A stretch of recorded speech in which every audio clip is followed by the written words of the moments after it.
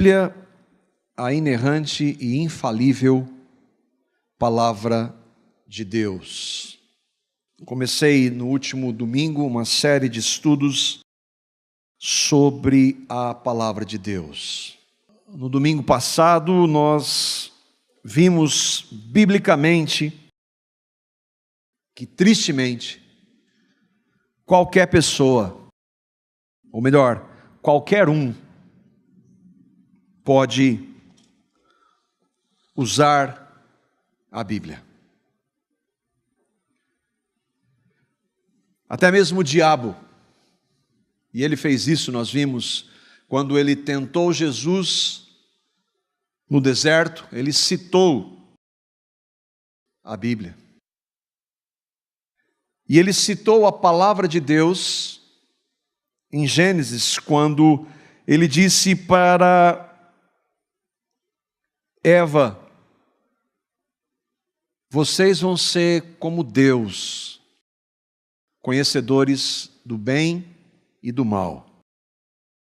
Ele usa a mentira e usa a palavra. Sempre foi assim.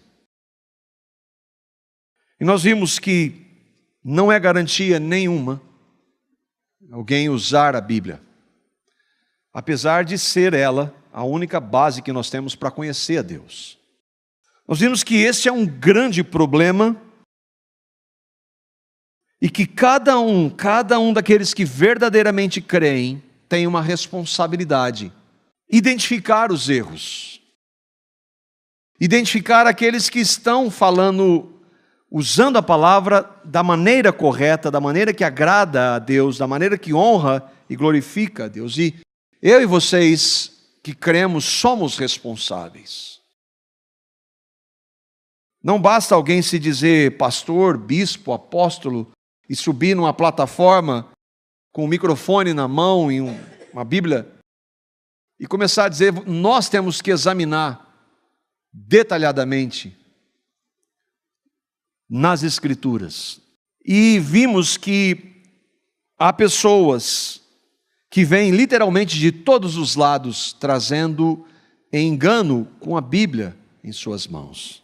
Vimos também que é importante, muito importante, que não importa de onde venha ou quem use a Bíblia de maneira distorcida, seja o diabo, sejam falsos profetas, sejam charlatões,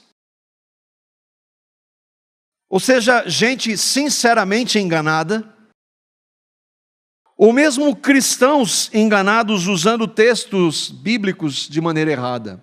Não importa a fonte, nós somos chamados a examinar. Por quê? Porque engano é errar.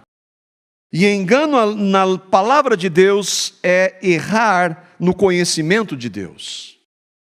E é importante que vocês entendam isso e não se enganem. Ainda que aqueles que se proponham a pregar sejam mais responsáveis, vocês são responsáveis tanto quanto. Ninguém vai chegar e dizer: mas eu ouvi o pastor fulano de tal e a culpa é dele. Não, a culpa era sua de não examinar na palavra. Nós vimos os bereanos examinando Paulo a cada dia para ver se o que Paulo estava dizendo era realmente de acordo com a palavra de Deus. Se você tem a Bíblia em suas mãos, você é totalmente responsável. Eu disse que eu usaria algumas citações públicas de líderes religiosos. Elas estão aí na internet para qualquer um ver. Então eu não vou estar difamando ninguém. E eu vou fazer isso hoje com alguns desses líderes, de diversas ramificações. Nós não vamos ver diferenças que há entre cristãos. Há irmãos e nós erramos em alguns pontos, sim. Você sabe quais? Não. Se eu soubesse, eu não erraria mais. Mas é possível que haja entre irmãos diferenças de interpretação da Bíblia. Não é ela que permite isso, somos nós que somos falhos. Mas há limites. Há erros que não deveriam e não podem acontecer. E um deles é como nós consideramos este livro. Porque se nós errarmos na maneira como nós vemos esse livro, então nós vamos errar em vários outros pontos. Os erros que nós vamos ver, eu creio, são fundamentais e lidam ou tratam com o nosso destino eterno. Não são diferenças como modelo de batismo ou como sistema de governo da igreja, mas são erros e ensinos muito perigosos. Como então nós vamos examinar a cada dia nas Escrituras? E lembra que nós citamos o que Paulo disse para a igreja de Corinto, que 2 ou 3 profetas no máximo falem e os outros façam o quê? Julguem. Nós somos chamados para julgar todo o ensino que nós ouvimos. Como nós vamos fazer isso? Eu gostaria de ver com vocês 10 princípios. Hoje nós vamos ver só o primeiro. Que nos ajudam na leitura, no entendimento da Bíblia. Coloquei 10, alguns, não é um número sagrado, poderia ser dividido em menos partes. Talvez uma forma didática. Não é invenção minha, não é inovação, mas são bases que são adotadas na história, ou foram adotadas na história da igreja, e que nos ajudam a discernir os ensinos. Todos eles princípios da Escritura. Nós vamos ver alguns textos da palavra também que nos auxiliam a entender e a julgar os ensinos. Nós vamos fazer o que é? É interpretar. E o que é interpretar? É uma definição básica, muito simples, mas que nós precisamos entender. Às vezes nós usamos algumas expressões que a gente não consegue entender. E aqui tem uma definição simples do que é interpretar. É uma ação mental de se compreender ou esclarecer ou ainda entender uma palavra, algo que é dito, ou um texto. Em termos simples, interpretar é entender o que foi dito ou o que está escrito. Simples assim. E nós precisamos fazer isso quando nós lemos a Bíblia e quando nós ouvimos alguém usar a Bíblia. Nós precisamos entender. E isso passa pela faculdade nossa que Deus nos concedeu de pensar. O irmão Augustus Nicodemos nos ajuda a entender isso. Ele diz assim: não existe compreensão de um texto sem que haja interpretação. Mesmo que esta leitura seja do jornal e o processo de interpretação aconteça inconscientemente, você está lendo e você está entendendo, sendo um texto, a Bíblia não foge a esta regra. A Bíblia é um texto. E cada vez que a abrimos e lemos, buscando entender a mensagem de Deus para nós, nós estamos entrando num processo de entender, de interpretação. Como palavra de Deus, a Bíblia deve ser lida como nenhum outro livro. Nós vimos que não há nenhuma outra palavra de Deus a não ser a Bíblia. E nesse sentido ela deve ser lida como nenhum outro livro.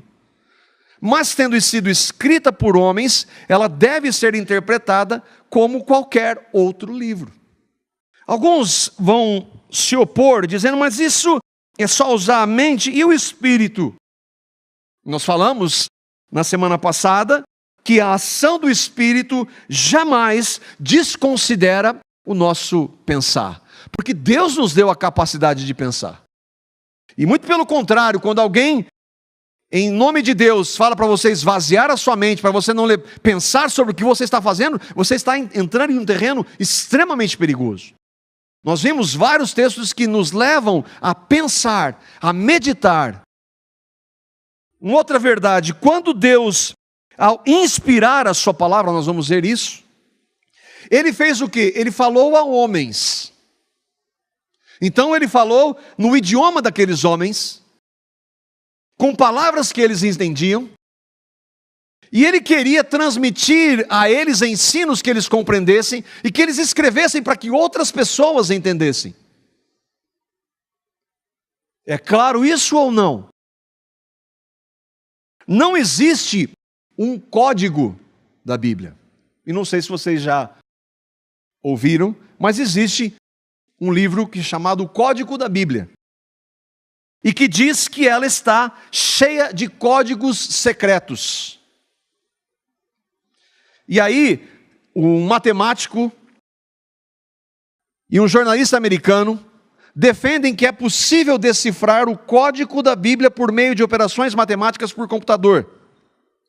No código estariam previstos o Holocausto, a morte de Yitzhak Rabin, a presidência de Bill Clinton. Está na Bíblia isso. Mas quem vê? Ninguém vê, tem que ter um código. Quem sabe o código? Eles.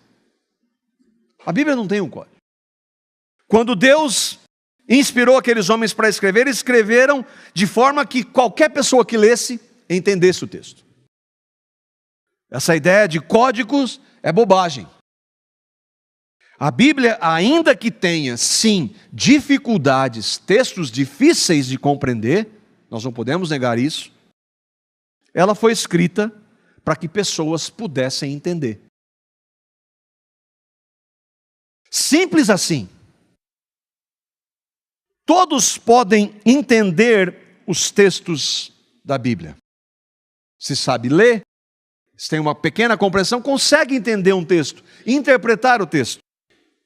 Agora, por ser palavra de Deus, crer e compreender a história, aí precisa da ação do Espírito Santo. Vocês estão entendendo? A Bíblia é um texto. Mas ela não é somente um texto, ela é a palavra de Deus. Qualquer pessoa pode ler e entender um texto, mas compreender e crer naquilo só mediante a ação de Deus. Vamos ler um texto que retrata isso de maneira muito clara, um texto muito conhecido, Lucas capítulo 24, os versículos 1 a 7. É um texto conhecido por muitos que não creem no texto. No primeiro dia da semana, de manhã bem cedo, as mulheres tomaram as especiarias aromáticas que haviam preparado e foram ao sepulcro. O sepulcro de quem? De Jesus. Encontraram removida a pedra do sepulcro. Mas quando entraram, não encontraram o corpo do Senhor Jesus. Ficaram perplexas, sem saber o que fazer.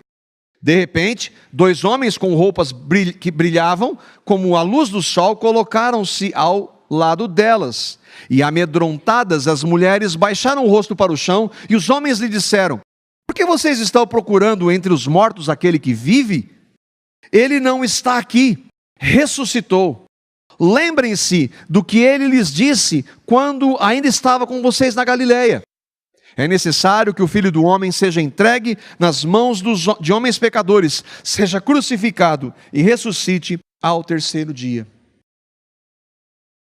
Alguém que nunca tenha ouvido falar de Jesus e que leia esse trecho, esse texto, ela vai entender o que aconteceu. Um homem que chamava Jesus, que morreu, que foi sepultado, viveu de novo. Ela vai saber disso. Agora ela só vai crer se Deus revelar isso para ela. Tanto que muitos hoje negam a ressurreição de Jesus. Leem um texto, não, aquele texto não é verdade, é uma invenção.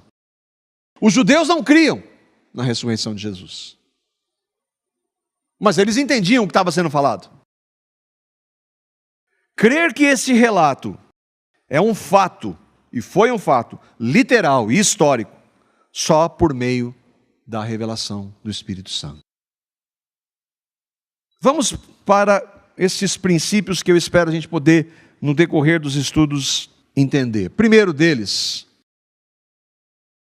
a Bíblia é a palavra de Deus, portanto ela não tem erros. Ela é inerrante e infalível. Nós vamos ver essa hoje. Somente a Bíblia é regra de fé e prática para os verdadeiros cristãos. A iluminação do Espírito Santo é imprescindível para crermos e entendermos a palavra. Cristo é o centro da Bíblia. Ao estudar a Bíblia, considere a história, o contexto e a língua em que ela foi produzida.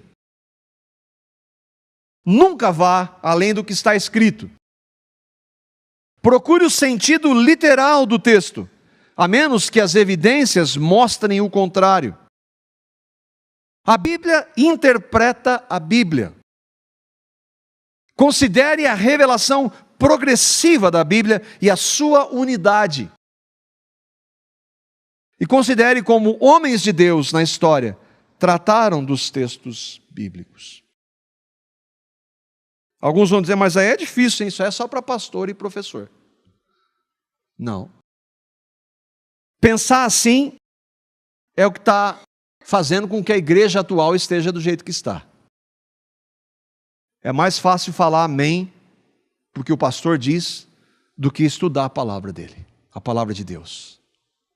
É muito mais fácil. Mas é um engano achar que a pessoa não é mais responsável. Irmãos, quando nós amamos de verdade alguém, de verdade nós não fazemos tudo por aquela pessoa? Se nós dizemos que amamos o Senhor, se nós dizemos que cremos no Evangelho, o que é o Evangelho?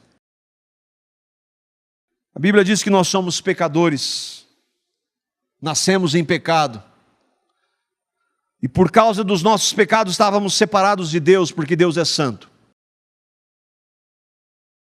E não havia nada que nós pudéssemos fazer para mudar essa separação.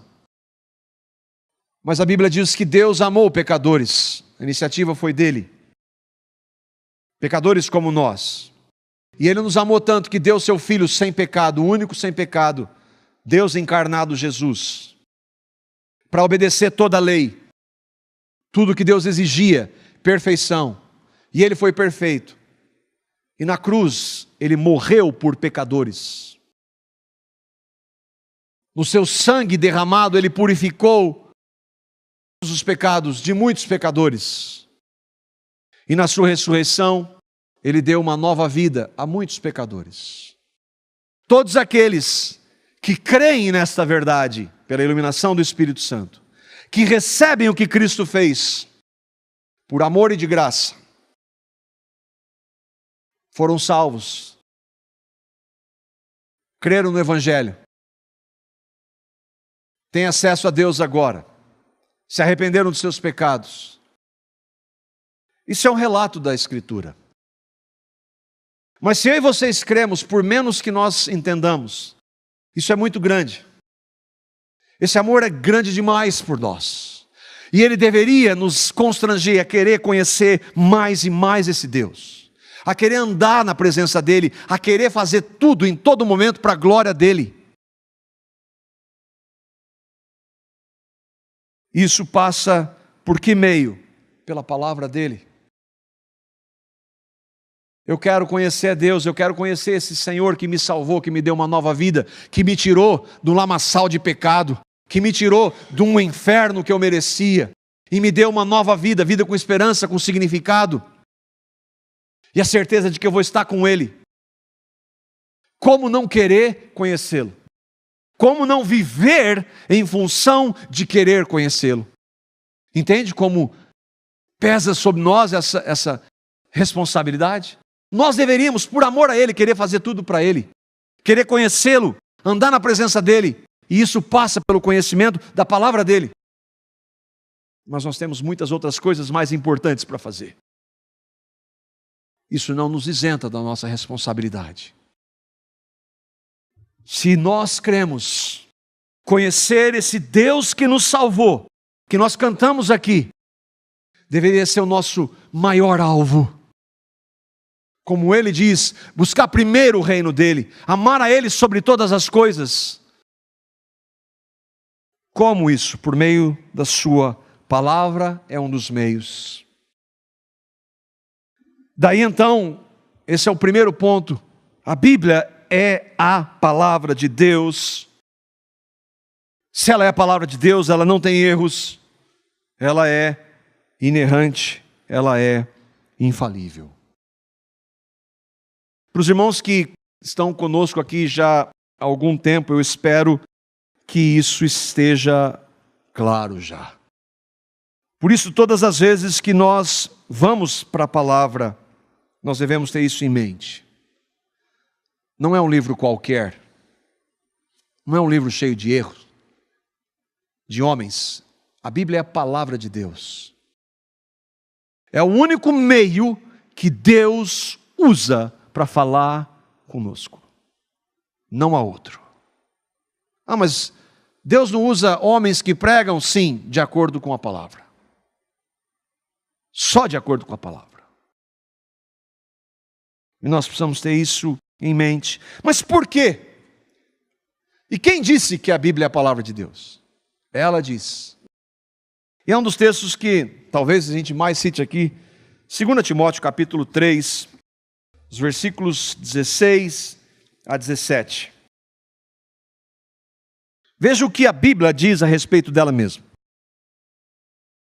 Toda a Escritura é divinamente inspirada e proveitosa para ensinar, para redarguir, para corrigir, para instruir em justiça, para que o homem de Deus seja perfeito e perfeitamente instruído para toda boa obra.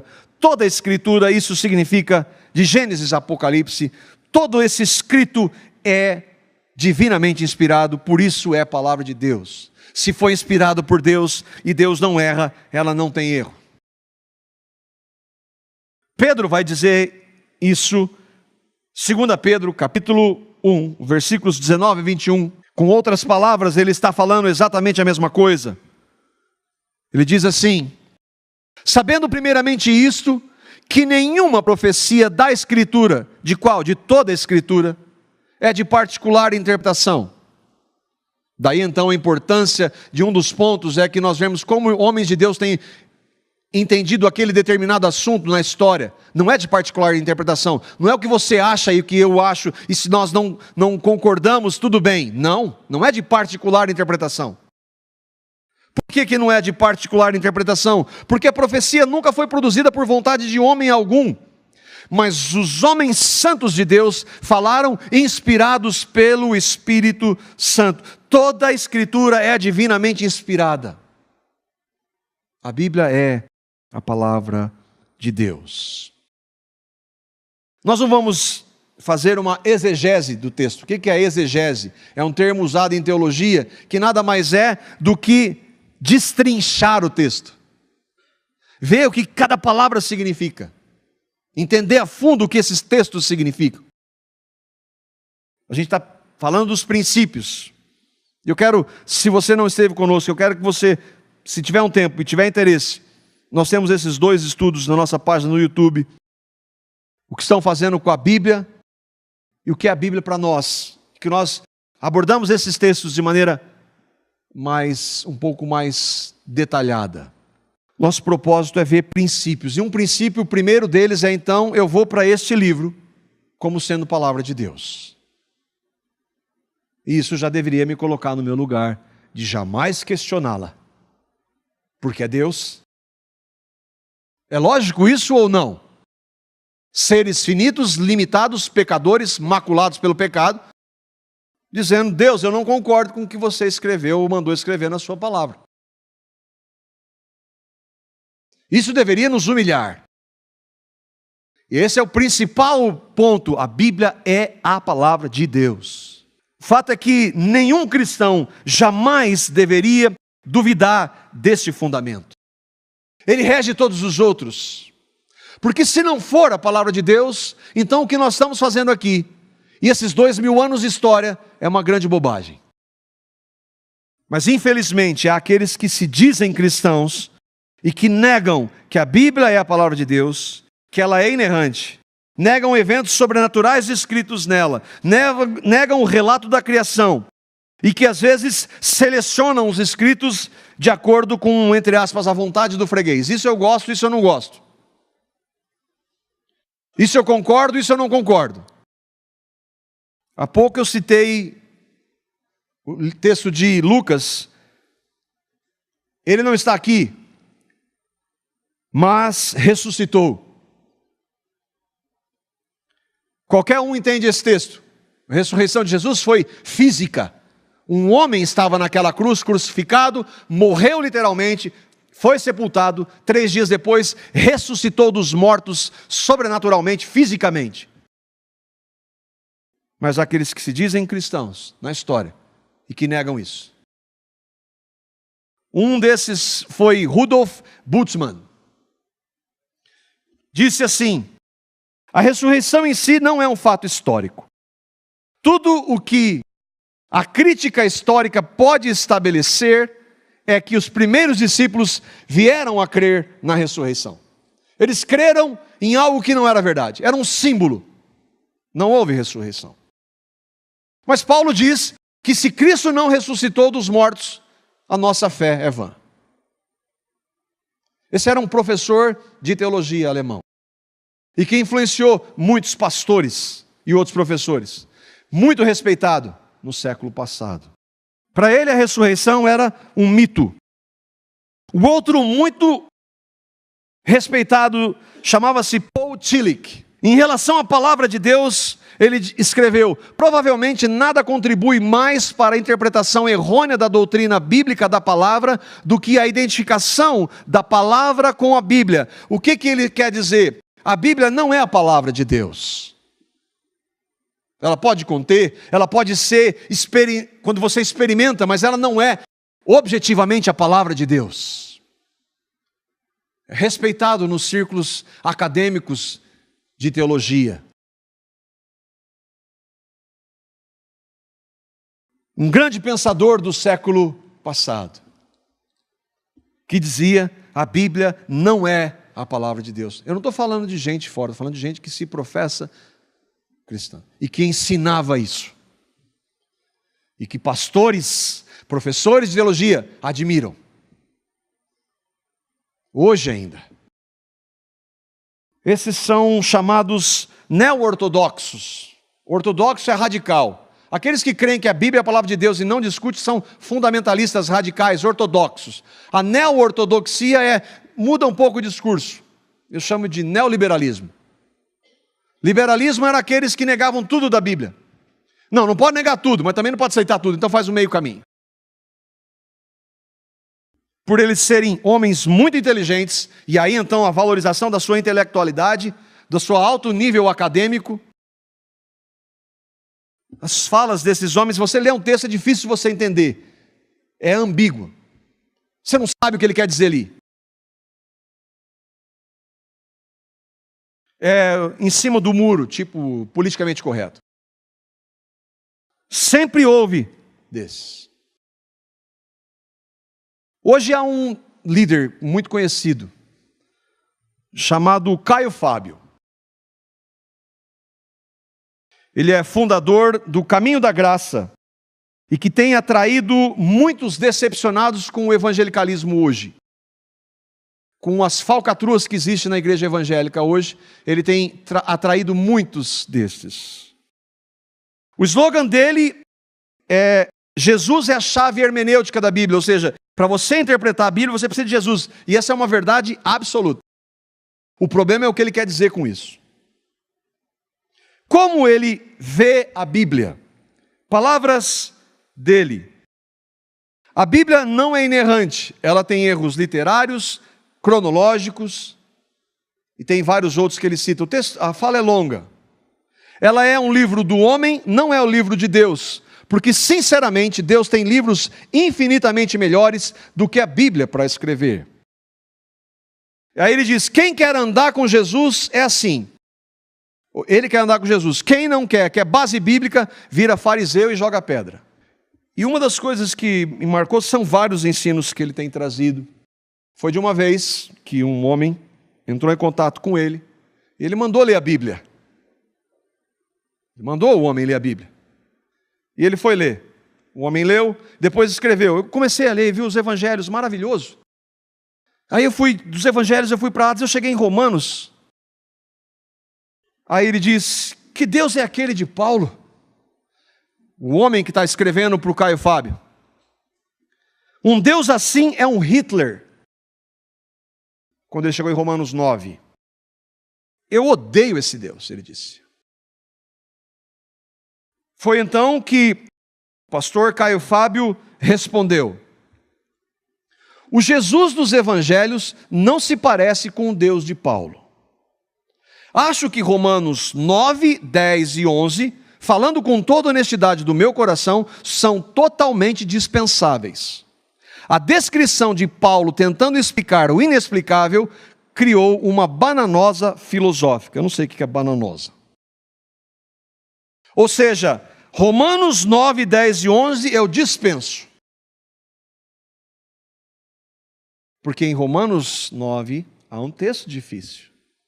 Mas é porque eu não entendo que ele deixou de ser palavra de Deus?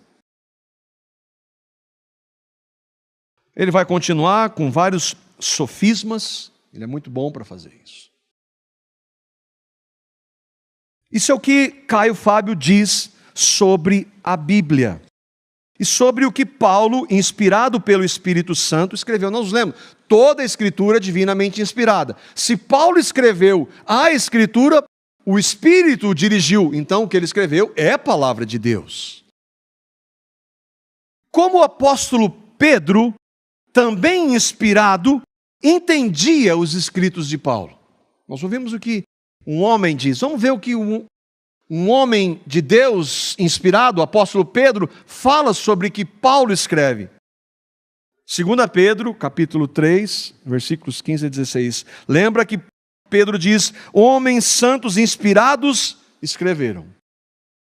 Tenham em mente que a paciência do nosso Senhor significa salvação. Como também o nosso amado irmão Paulo lhes escreveu, com a sabedoria que Deus lhe deu. Ele, Paulo, escreve da mesma forma em todas as suas cartas, incluindo Romanos. Falando nelas desses assuntos, suas cartas contêm algumas coisas difíceis de entender, as quais os ignorantes e instáveis torcem, como também o fazem com as demais escrituras, para a própria destruição deles. Vamos entender o que Pedro está dizendo aqui. Pedro está dizendo para aqueles irmãos, para quem ele escreve, lembrem da paciência de Jesus, do nosso Senhor, com os perdidos que ele conduziria ao quê? A salvação. Aí Pedro lembra do amado irmão Paulo.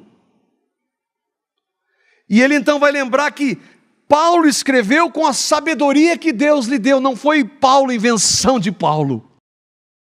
Não foi uma bananosa filosófica. Foi Deus, em sua sabedoria, dirigindo Paulo para escrever o que ele escreveu. E ele diz, é verdade, Paulo tem algumas coisas difíceis de entender. E por serem difíceis, ignorantes e instáveis, torcem. Como também fazem com outros textos das Escrituras. É triste, irmãos, ouvir isso. Declarações como essas. É muito triste você ler e ouvir declarações de pessoas que professam a Cristo, tratando a Escritura como se não fosse nada. E que você pega o que você quer dela. Um autor conhecido hoje, que é uma outra linha, ele é PhD em teologia, era professor, estudou em uma das universidades mais conceituadas de teologia dos Estados Unidos, a universidade em Wheaton. Ele se diz hoje um agnóstico, ele não acredita mais na Bíblia.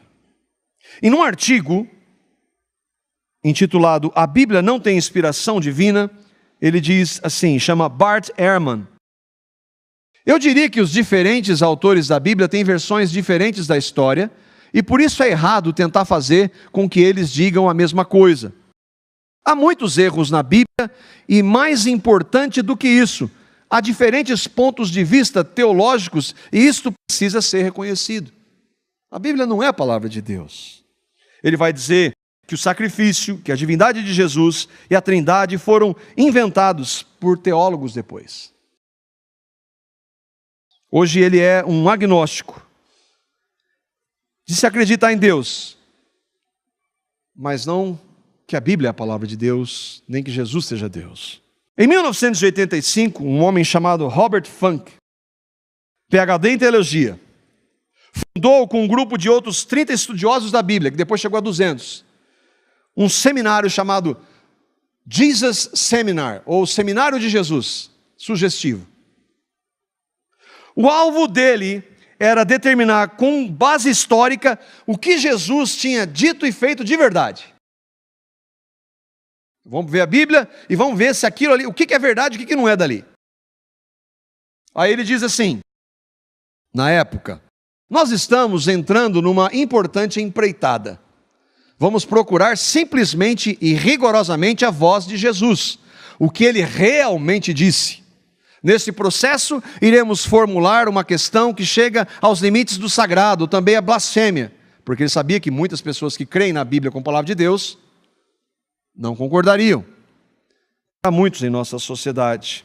E eles fizeram uma reunião, vários desses estudiosos da Bíblia, e eles chegaram à conclusão de que só 18% do que Jesus falou na Bíblia e 16% do que ele fez era verdade, o resto era tudo mentira. Poderia citar várias outras, que acontece hoje, de negações da Bíblia como palavra de Deus. Alguns vão dizer, mas essas comparações, elas não são justas. Eu estou trazendo várias vertentes. Mas o fato, irmãos, é que todas elas concordam em um ponto. A Bíblia tem erros, então ela não é a palavra de Deus. E a consequência para isso qual é? Cada um escolhe o que quiser ou não escolhe nada. Mas há na igreja homens, não são só os fanáticos que creem que a Bíblia é inerrante e infalível, palavra de Deus. Em 1978, um grupo de irmãos, devido a essa avalanche de propostas contra a Escritura nos Estados Unidos, reuniram mais de 200 líderes, pastores, professores. Em Chicago, eles fizeram uma declaração sugestiva. A declaração de que a Bíblia é inerrante. Dentre eles estavam homens como o J.I. Packer, Francis Schaeffer, o Sproul, que nós vimos hoje, que faleceu há um pouco tempo, John MacArthur e vários outros homens. Tinha só reformado ali? Não.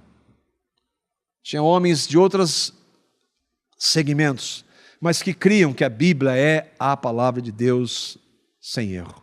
Nós precisamos de teólogos para nos dizer que a Bíblia é a palavra de Deus? Não, irmãos. Ainda que o mundo inteiro negue, ela não vai deixar de ser palavra de Deus nunca. Nós não vimos lá esse texto? Toda a Escritura é divinamente inspirada. Eu não precisaria citar mais nenhum outro texto para mostrar como a Bíblia é a palavra de Deus. Mas e os erros que existem? Que erros? Que erros existem na Bíblia?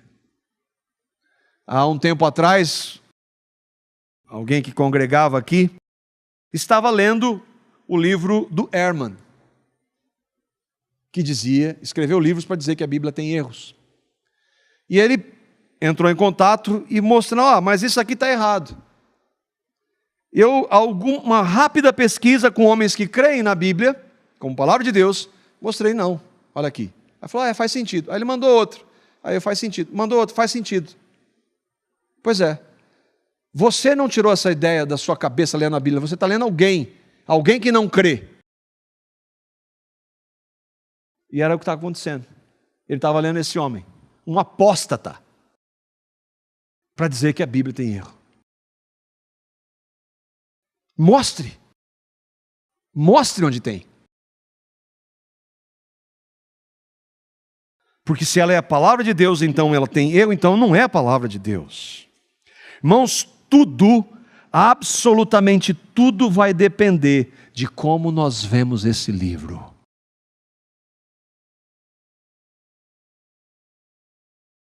Não tem outro caminho. Esse texto de Romanos, Paulo, inspirado pelo Espírito Santo, Romanos 3, 4, diz de maneira clara: seja Deus verdadeiro e todo homem mentiroso. Ainda diga em nome de Jesus. O irmão John Gill, comentando sobre esse texto, diz assim: que tal coisa jamais entre na mente de qualquer um, para que a verdade de Deus não venha a ser de nenhum efeito. Jamais deixemos de afirmar que Deus é verdadeiro, fiel à sua palavra, constante em suas promessas e sempre cumprirá os seus propósitos, embora todo homem seja mentiroso, vaidoso, falacioso e inconstante.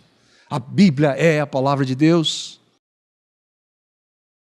Homens morreram por causa dessa verdade. Foram à fogueira por causa dessa verdade. Eu citei Paulo, Pedro, mas e Jesus? O Deus de Paulo é diferente do Deus de Jesus. O que Jesus tem a dizer sobre a palavra que ele inspirou? Jesus é a palavra encarnada. O Verbo se fez carne.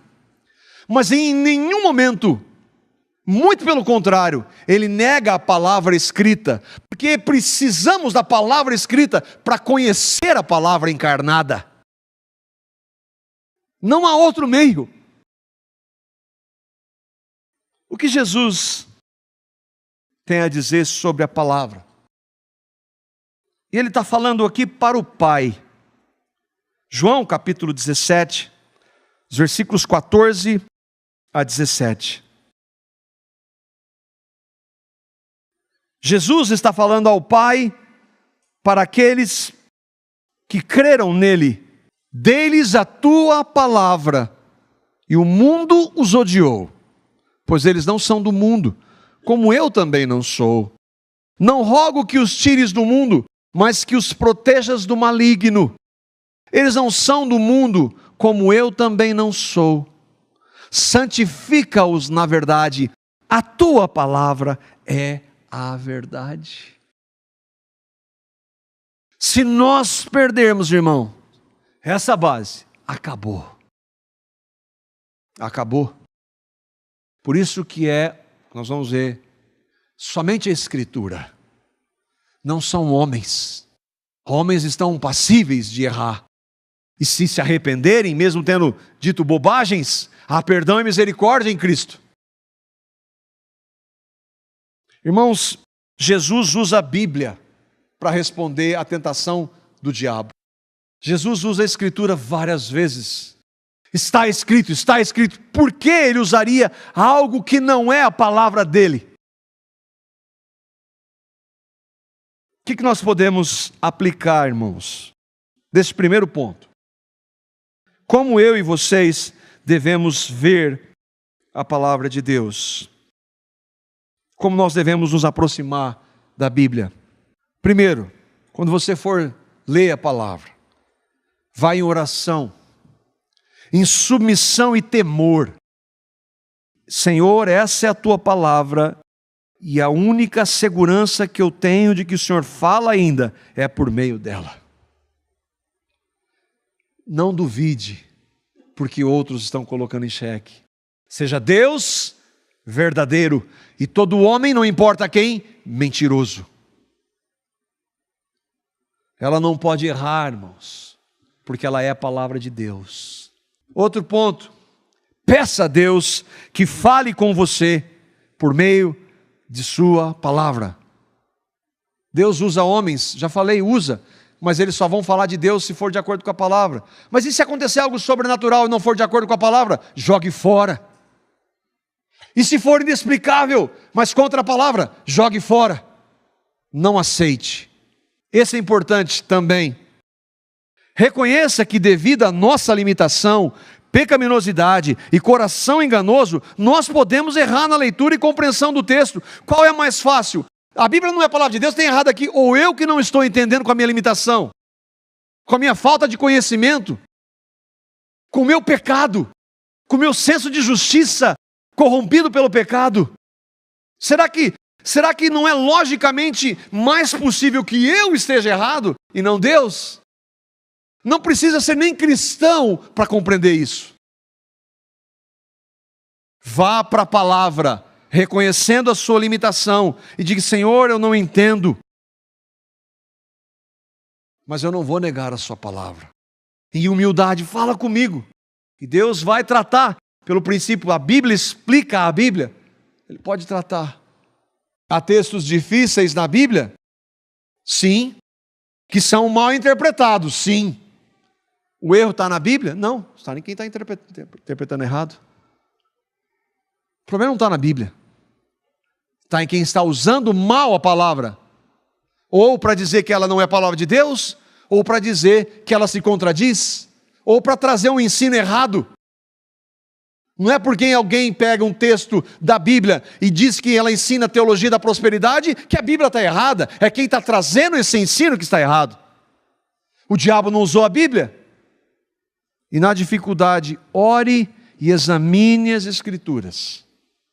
Procure homens piedosos que creiam no Evangelho e amem a palavra para ajudar você. Por meio de uma pregação, por meio de um livro. Busque o Senhor. E vá diante da Bíblia como palavra de Deus. Eu quero terminar sugerindo um livro. 780 passagens polêmicas da Bíblia. Se tiver tempo para ler. Ah, aquele texto está errado. Então você vai procurar aqui esse irmão que crê na Bíblia como palavra de Deus, um estudioso chamado Norman Geisler, que não é reformado, hein? Fez isso aqui, um trabalho de 40 anos. Ah, não, mas isso dá trabalho. Então a Bíblia está errada. Que o Senhor tenha misericórdia de nós, irmãos. Que Ele nos capacite a estarmos na palavra e que o Senhor nos santifique pela verdade que é a palavra. Amém?